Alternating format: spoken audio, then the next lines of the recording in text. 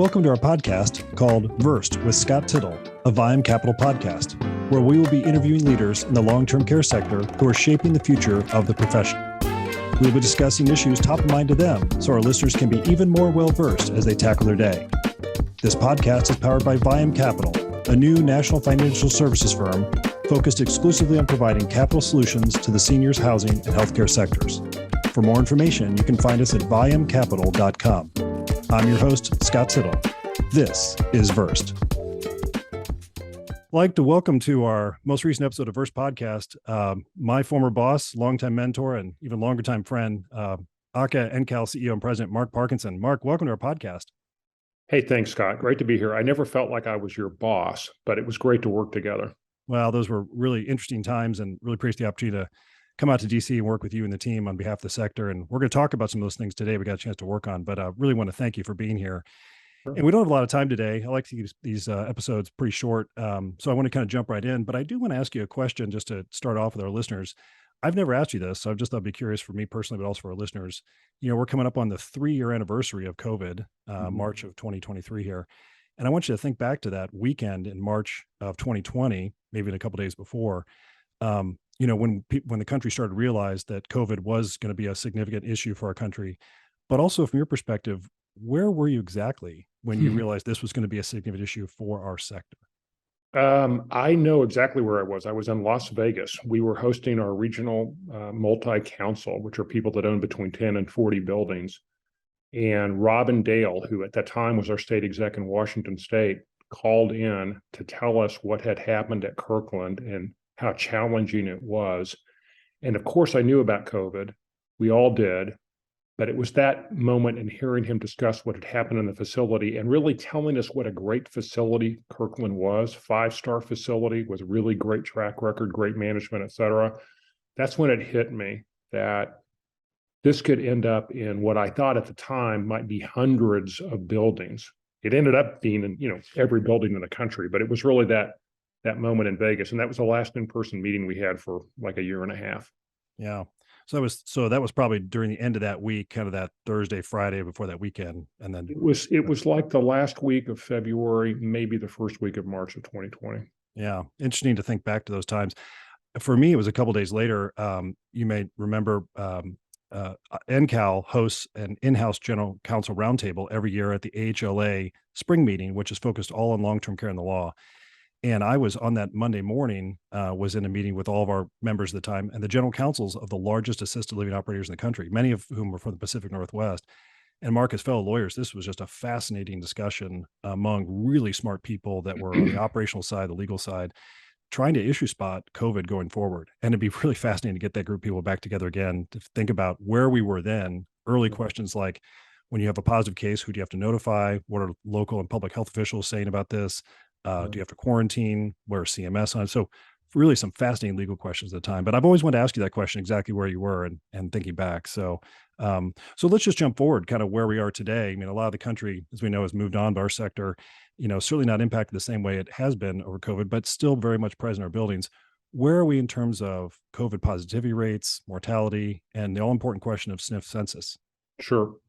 There's still a ton of COVID out there. If you look at the graphs, there's almost as much COVID in nursing homes and in the general population as there was in the spring of 2020 when we thought we were at our worst. We weren't at our worst, of course. We peaked out towards the end of 2020 in terms of mortality. In terms of total cases, we just peaked out recently with the Omicron variant. But there's still a lot of COVID out there. The really good news is that very few people are going to the hospital and even fewer are dying. So the mortality rates are basically at all-time lows. The hospitalization rates are basically at all-time lows. Unfortunately for the sector, the business challenges continue, and it's twofold. It's census and it's workforce. On the census side, we're about 60% back in recovering our pre-pandemic census, but the recovery is really slow. At the pace that we were at in 2022, it will take all of 2023 and maybe even a little bit into 2024 to get back to pre-pandemic census.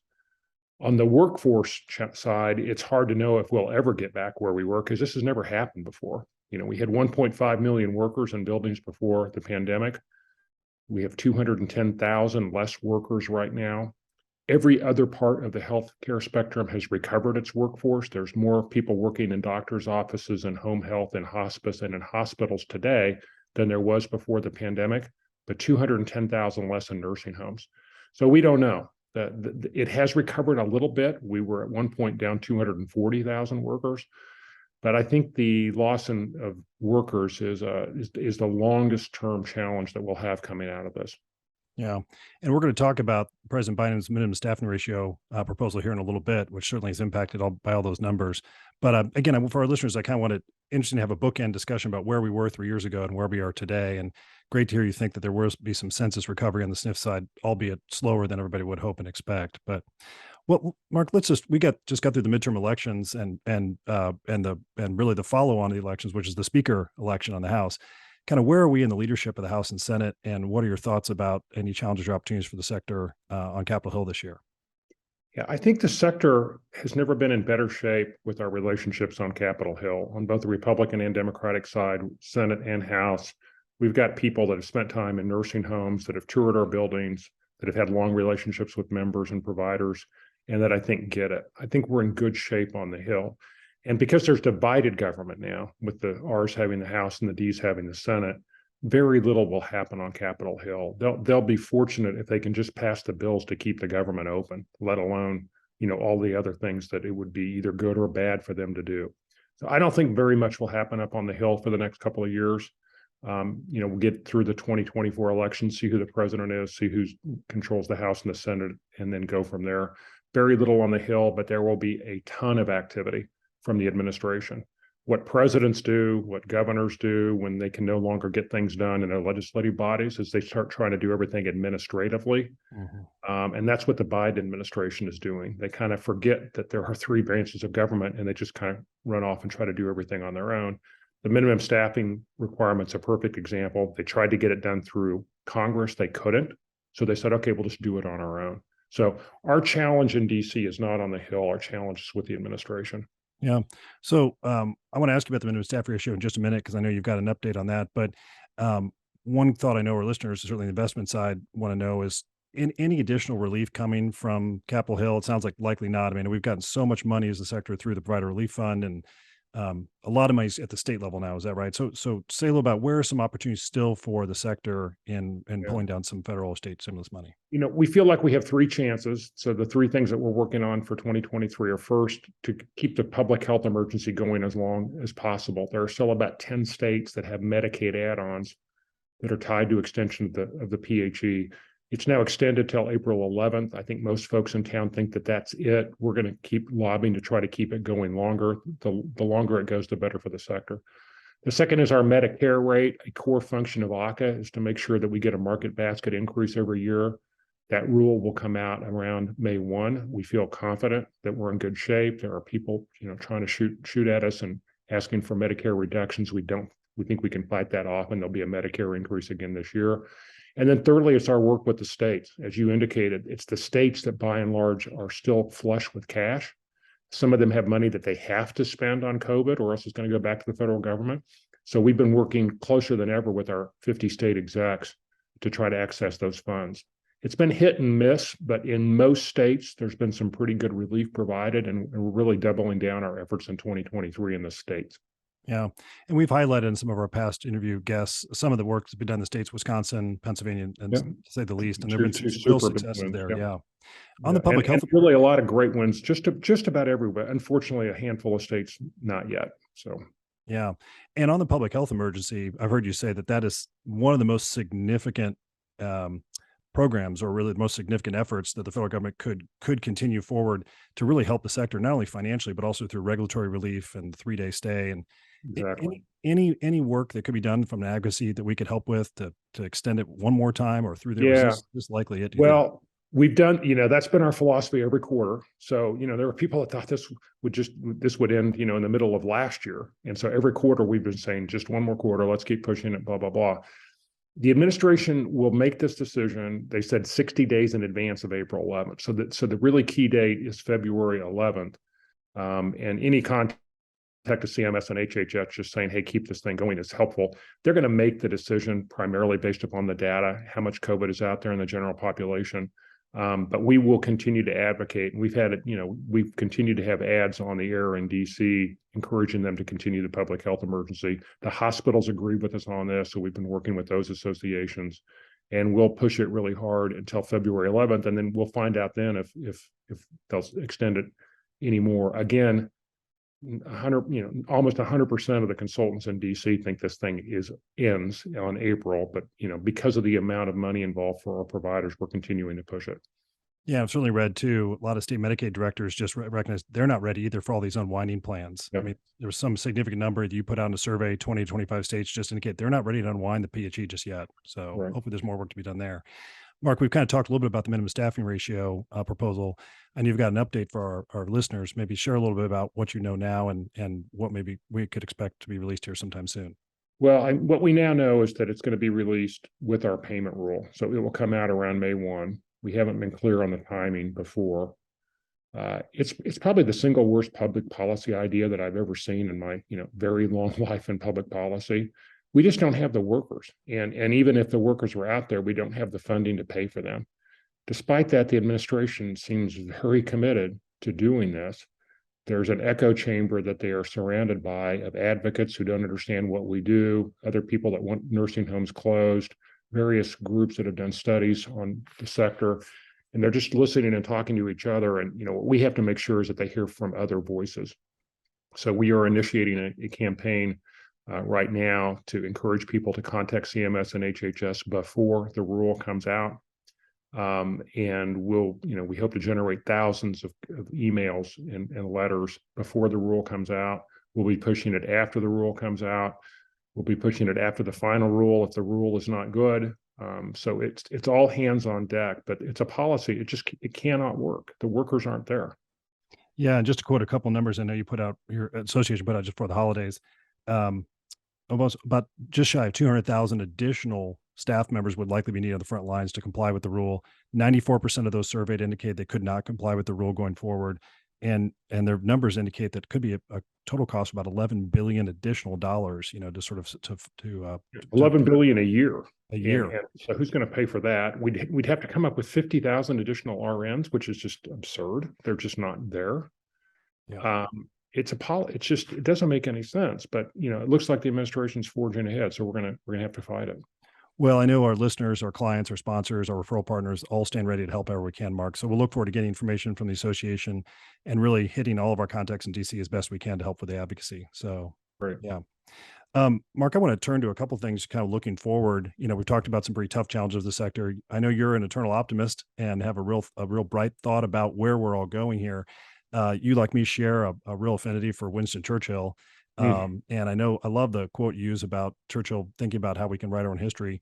Maybe share that quote and why you think it's applicable for operators and owners right now, and how they could use it to really carve a way through all this going forward.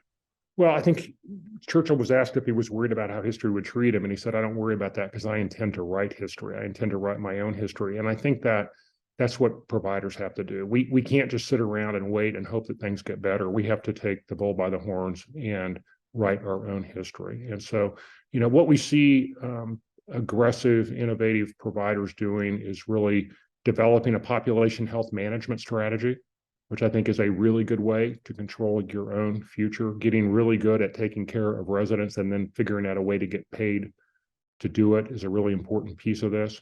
We also see folks, particularly because of the workforce crisis, doubling down on their employee engagement and satisfaction programs.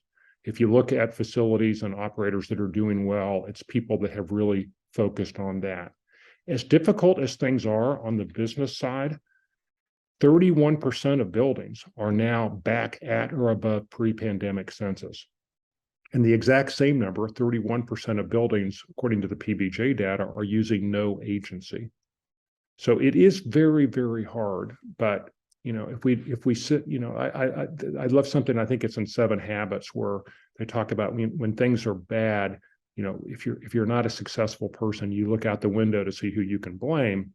But what highly successful people do is they look in the mirror and at themselves and try to figure out is there anything that they can do. And I think this is a time for us to look in the mirror, figure out what can we do in our operations to be one of those 31% that are at or above pre-pandemic census and that aren't using agency. And it's not easy, and it's not possible in many markets. I mean, if you're in a rural area and there just aren't people there, you can't be a part of that group. But there are things that providers can do. Yeah. And just to highlight a little bit of the work that AHCA NCAL has done to lead on this, I know you've created a whole team internally to help operators think through how to go down walk down the process of creating a population health management program, whether it's an ISNP or DSNP, think about networks and the like. So I know you've got a whole team thinking about how to help operators be successful here. Right.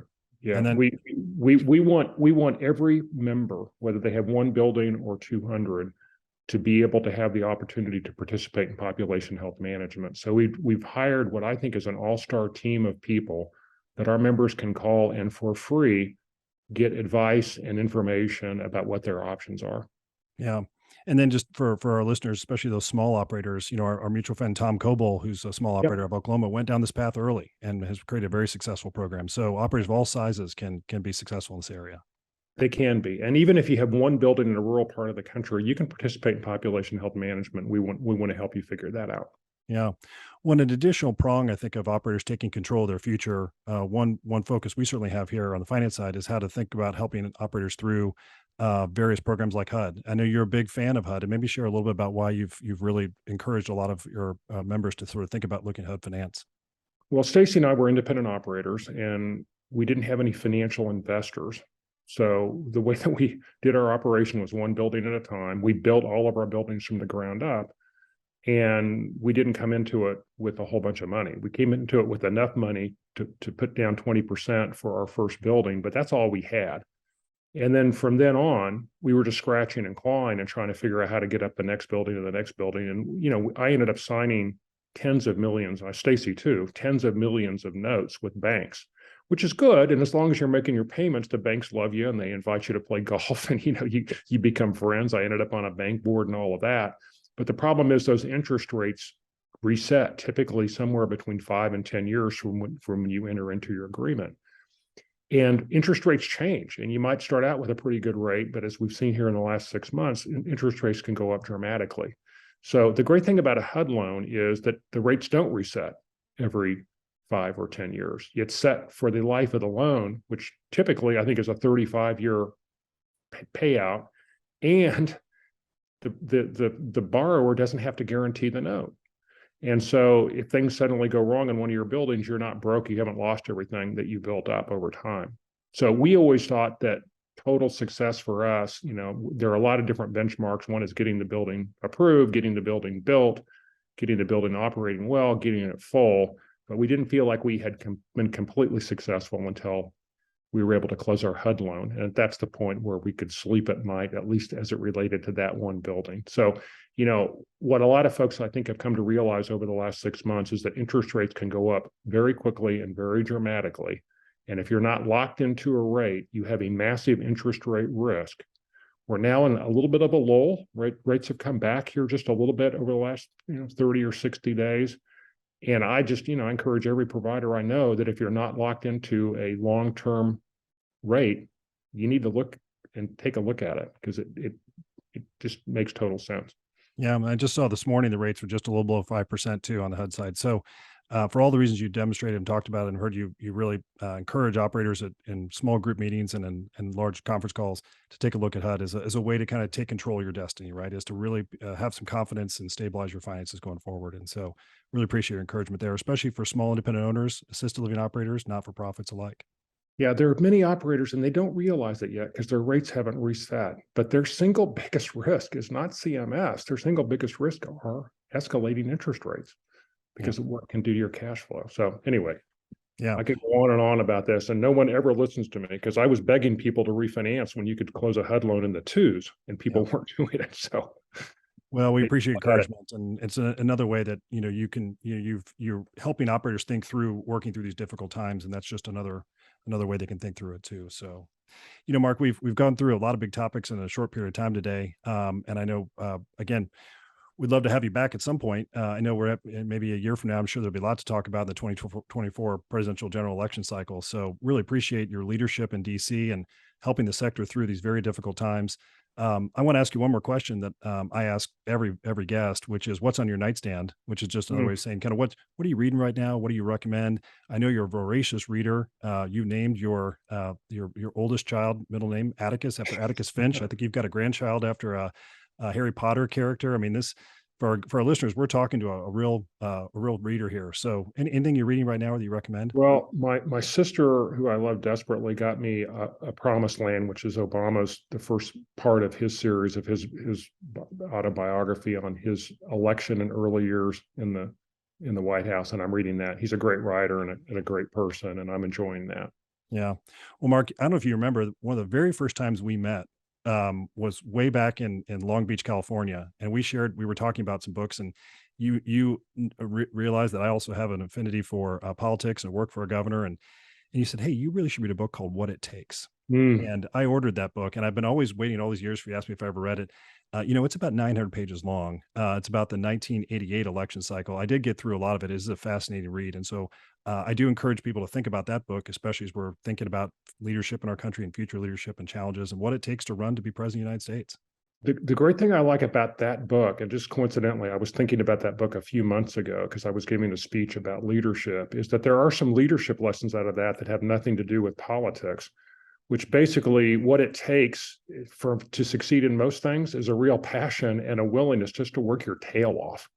Yeah. George Bush won the Republican nomination because he wrote, I think it was 6,000 handwritten notes to people in Iowa that he happened to come across.